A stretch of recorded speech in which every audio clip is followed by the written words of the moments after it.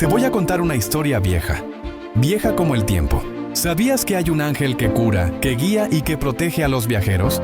Se llama Rafael y no es cualquier ángel. Es un arcángel, uno de los grandes. Su nombre significa Dios sana y no es casualidad. Esta historia empieza hace muchos años. Cuando un joven llamado Tobías tenía que hacer un viaje largo, peligroso, su padre, ciego y ya viejo, lo mandó con la esperanza de recuperar un dinero y quizás un destino. Pero lo que Tobías no sabía era que no iba solo. Rafael, disfrazado como un hombre común, lo acompañó en silencio. Le enseñó el camino, lo protegió de un demonio y hasta le reveló cómo curar la ceguera de su padre. ¿Y sabes cómo? Con el hígado de un pez. Cosas que solo los ángeles entienden. Pero eso no es todo. Rafael no solo es el sanador del cuerpo, también cura el alma. Lo llaman en los hospitales, en los hogares donde alguien sufre y hasta en los caminos donde alguien está perdido. Siempre silencioso, siempre bondadoso. Así es Rafael, el que guía sin que lo veas, el que cura sin que lo sepas. Así que si alguna vez te sentís enfermo, perdido o con miedo, no te olvides de él. Capaz en una brisa suave o en una luz que se cuela por la ventana. Está él acompañándote. Dicen que hay un lugar entre los suspiros del viento, donde habitan los ángeles que no tienen nombre. Uno de ellos, al que los antiguos llamaban simplemente el ángel del silencio, no canta, no anuncia, no castiga, solo observa. Cuenta la leyenda que este ángel desciende a la tierra en las noches más quietas, cuando todos duermen, y camina entre los sueños de quienes sufren. No habla, no toca, pero deja una paz tan honda como un río invisible. Una vez, en un pueblo olvidado, una niña llamada Clara lloraba cada noche por su madre enferma. Nadie podía consolarla. Hasta que una madrugada, en medio del silencio, la niña despertó y lo vio. Un ser envuelto en una luz tenue, con alas hechas de bruma dorada. No dijo nada, solo la miró. Y entonces, como si el alma le hubiera sido acariciada por la eternidad, Clara sonrió y volvió a dormir.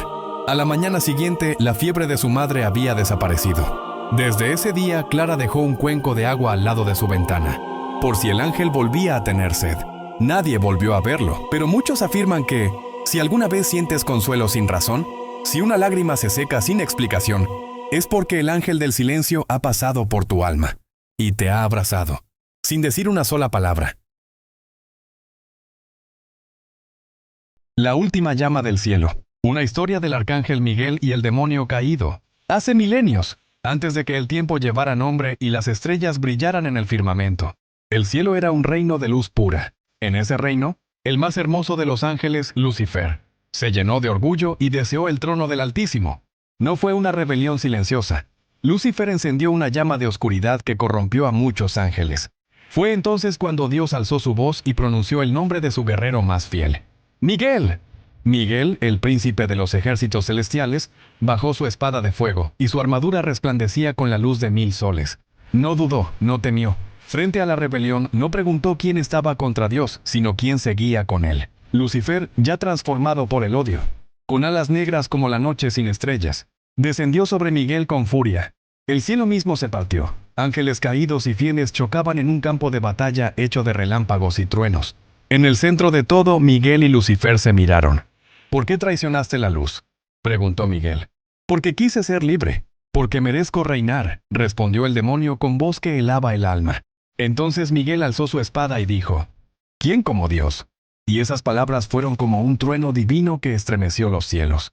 La batalla duró eones, pero cuando el último trueno sonó, Miguel, con la fuerza del Creador, atravesó las alas del demonio, y su luz expulsó a Lucifer del cielo, arrojándolo al abismo. Desde entonces, Miguel es llamado el guardián del umbral, el vencedor, el fulgor del Altísimo. Su espada nunca duerme, vigila, lucha y protege las almas de quienes claman: Padre Pío. Tiemblen los demonios cuando escuchan el nombre de San Miguel, porque él no ha perdido una sola batalla. Hace mucho tiempo, en un reino lejano, la paz se vio rota por un monstruo aterrador. Un dragón de escamas doradas y aliento de fuego. Su sombra oscurecía los campos y su rugido hacía temblar a todo el pueblo. Para apaciguar a la bestia, los habitantes ofrecían sacrificios. Primero ovejas, después caballos, hasta que llegó el momento de entregar vidas humanas. Día tras día, familias enteras lloraban a sus hijos. Y finalmente, la suerte cayó sobre la princesa, la hija del rey. Con lágrimas en los ojos, la joven fue llevada a la orilla del lago donde vivía el dragón. El pueblo entero miraba con horror, sabiendo que pronto sería devorada. Pero en ese instante apareció un caballero montado en un imponente caballo blanco. Era San Jorge, un guerrero noble, de mirada firme y corazón lleno de fe. Con su armadura brillante y su lanza en alto, se interpuso entre la princesa y la criatura. El dragón emergió de las aguas, lanzando fuego y rugiendo con furia. Las llamas iluminaban el cielo, pero Jorge no retrocedió. Avanzó decidido, confiando en la fuerza de Dios. El choque fue brutal. Acero contra escamas, valor contra terror. Tras una feroz batalla, San Jorge clavó su lanza directamente en el corazón del monstruo. El dragón cayó abatido, sacudiendo la tierra en su último aliento. El pueblo estalló en gritos de júbilo. La princesa fue liberada, el reino volvió a respirar en paz, y la fe de todos se fortaleció. Desde entonces, San Jorge es recordado como el santo guerrero, símbolo eterno de coraje, fe y esperanza. El hombre que venció al dragón y a la oscuridad. Suscríbete, dale like. Corría el año 1531. México recién había vivido la conquista, y los pueblos estaban heridos, confundidos y con el corazón dividido. En ese tiempo, un hombre sencillo llamado Juan Diego caminaba rumbo a misa por el cerro del Tepeyac. De pronto escuchó un canto celestial, un sonido tan dulce que parecía venir del cielo mismo. Al levantar la mirada, la vio, una señora vestida de luz, cubierta con un manto azul lleno de estrellas y con el rostro mestizo, lleno de amor. Con voz suave le dijo: «Juanito, el más pequeño de mis hijos, yo soy la siempre Virgen María, Madre del Dios verdadero. Quiero que en este lugar se construya un templo para mostrar mi amor y escuchar las súplicas de mis hijos». Sorprendido, Juan Diego corrió a contarle al obispo, Fray Juan de Zumárraga. Pero este, dudando de su palabra, le pidió una señal. Juan Diego, preocupado, regresó al Tepeyac. Y la Virgen lo consoló. Le dijo que al día siguiente le daría la prueba. Pero esa noche, su tío cayó gravemente enfermo.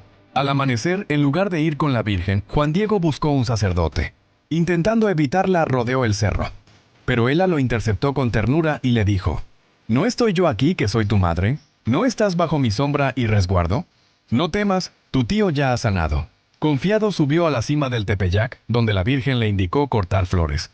Era pleno invierno, y sin embargo, allí brotaban rosas de Castilla, frescas y perfumadas. Las reunió en su tilma y corrió al obispo. Cuando abrió el manto frente a todos, ocurrió el milagro. Las rosas cayeron al suelo y, en la tela de aquel humilde indígena, apareció impresa la imagen de la Virgen de Guadalupe. Un rostro moreno, un manto de estrellas, la luna bajo sus pies y el sol rodeando su silueta. Aquella imagen fue la señal que el obispo esperaba. Y poco después se construyó el templo en el cerro del Tepeyac. Desde ese momento, la Virgen de Guadalupe se convirtió en símbolo de fe, esperanza y unión para un pueblo dividido, y hasta hoy, millones de corazones en todo el mundo la veneran como la Madre de México y Emperatriz de América.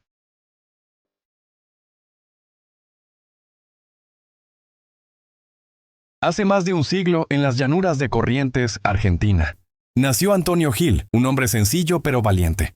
Dicen que fue perseguido por la justicia injustamente, y que se convirtió en un gaucho fuera de la ley. Pero también cuentan que tenía un don: curar a los enfermos y ayudar a los pobres. El día de su muerte le dijo al soldado que lo iba a ejecutar: «No me mates porque tu hijo está enfermo, y solo yo puedo salvarlo». El gaucho fue colgado, y la profecía se cumplió.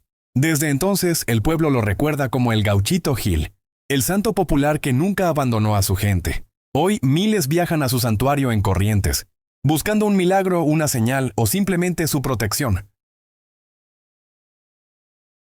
En el corazón verde del Paraguay, rodeada de montañas y ríos, nació una de las devociones más queridas de todo un pueblo, la Virgen de Caacupé.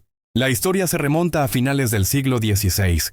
En aquel tiempo, un humilde artesano guaraní que había abrazado la fe cristiana se dedicaba a tallar imágenes de la Virgen María. Pero un día, mientras caminaba por el bosque, fue sorprendido por un grupo de guerreros hostiles que lo perseguían. Aterrorizado, corrió entre los árboles y se escondió detrás de un grueso tronco. Allí, con el corazón palpitando de miedo, elevó una súplica: «Virgen Santa, sálvame. Si me libras de este peligro, te prometo tallar tu imagen en señal de gratitud». Los enemigos pasaron de largo sin descubrirlo. El hombre, lleno de emoción y lágrimas, supo que había recibido un milagro. Tiempo después, fiel a su promesa, tomó aquel mismo tronco que le había servido de refugio y talló en él una pequeña imagen de la Virgen María. Esa imagen se convirtió en símbolo de fe, esperanza y refugio para su gente. Con los años, la devoción creció. Campesinos, familias y viajeros acudían para rezar ante la Virgen y pedir su protección. La llamaban la Virgen Azul de Caacupé, y poco a poco, su fama se extendió por todo Paraguay. En el siglo XVIII se levantó un pequeño templo, y más adelante, un imponente santuario que hasta hoy se alza en la ciudad de Caacupé. Cada 8 de diciembre, día de la Inmaculada Concepción, multitudes de fieles peregrinan a pie desde distintos pueblos, recorriendo kilómetros bajo el sol o la lluvia, llevando promesas, cantos y oraciones. Para muchos, la Virgen de Caacupé es más que una imagen. Es la Madre del Paraguay, protectora de los humildes, refugio en tiempos de dolor y esperanza en medio de las pruebas. Su historia recuerda que la fe más sencilla puede transformar el miedo en confianza y el peligro en milagro. Y así, la promesa de un hombre sencillo se convirtió en una devoción inmensa que sigue viva hasta hoy, iluminando el corazón de millones de creyentes en todo el mundo.